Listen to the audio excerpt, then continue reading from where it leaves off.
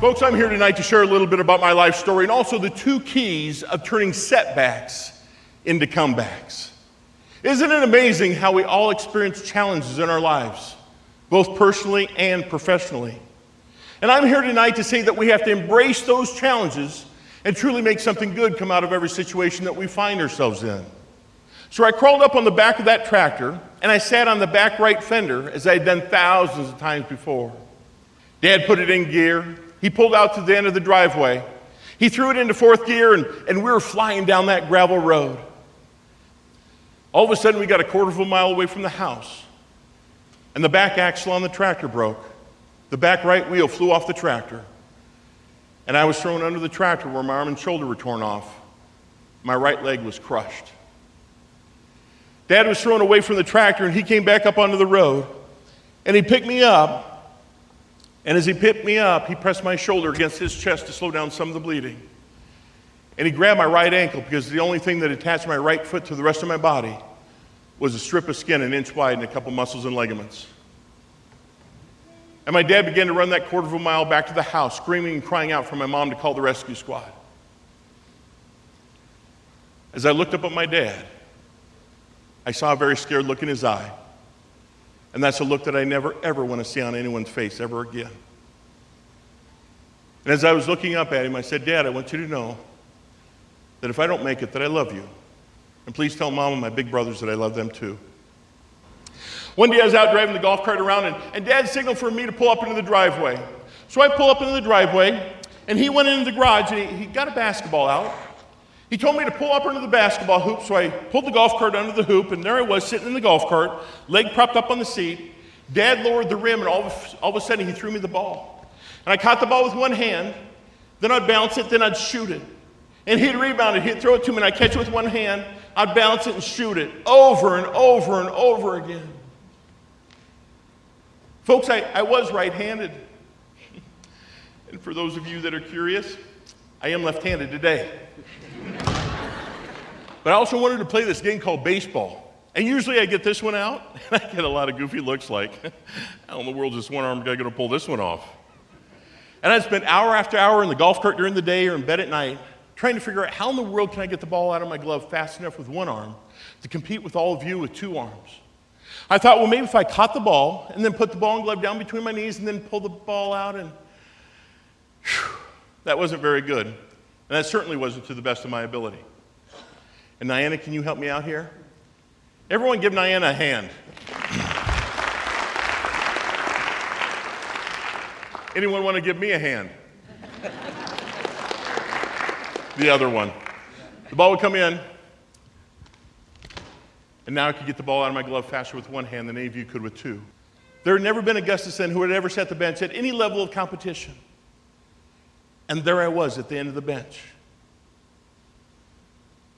One night as I was crying myself to sleep, my dad came downstairs and he sat on the edge of my bed and he told me a story, and it goes like this.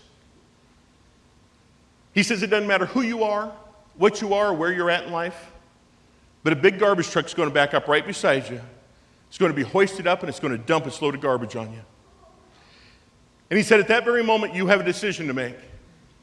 You can either sit in it, act like it, smell like it, and be just like that garbage. Or you can process it, turn out fertilizer, and make everything around you turn green, grow, and prosper. Dad finished telling me that story. He stood up off the edge of my bed.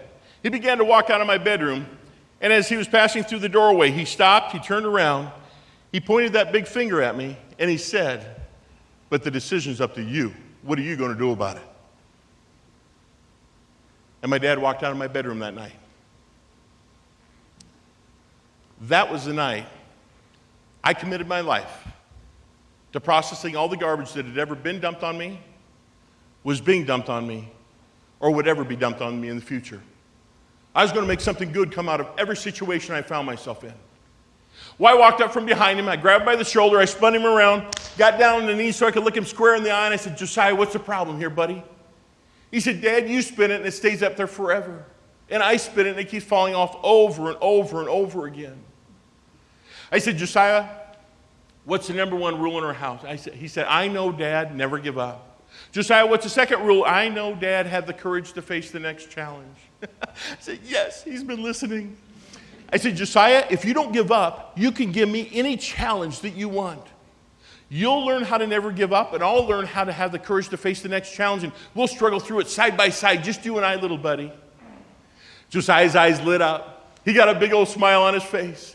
He walks across the basement floor, he reaches into his toy box, he grabs this, and he says, spin this, Dad. That's not funny. It's impossible. There's no center point of gravity. It can't be done.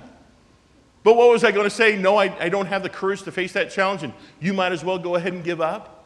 Of course not. I was asking him to do his very best, and he was asking me to do my very best. Have you ever been asked to do the impossible?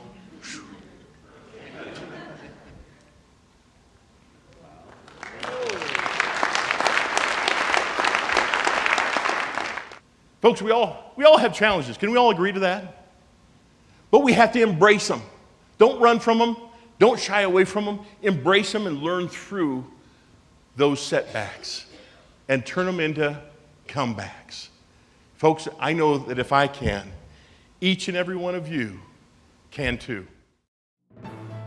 Well, I've known Gus for a long time, and his speech about encouragement was just not one that came up today. It's been there for a long, long time.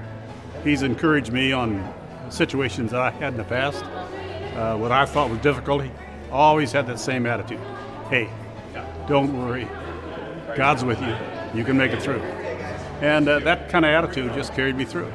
And we all have challenges.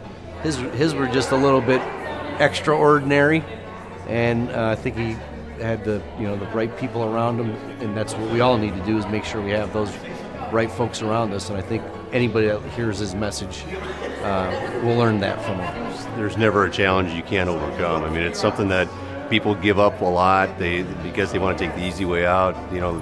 Being a fighter is key. Perseverance is another word that I know Gus from way back when, and perseverance is something that he's always preached to, and he lives it. And just to see him and what he's done with the challenges that he's had, and if he can do it, anybody can do it. And it's just that mindset to be able to go out and prove to yourself that you can get it done, and especially when you have people tell you you can't, then he goes and says, "You want to make a bet? I can." I think it impacts everybody. I think, like you said, everybody is going through a valley or some problem sometime in their life. And so I think it impacts each and every one of us. I brought my 17-year-old daughter with me tonight, but she looked at me today and she says, wow, because we all have those challenges. It doesn't matter if you're 17, I'm 55. I've been going through some life changes myself, and I use Gus as a mentor, and I think he can help anybody.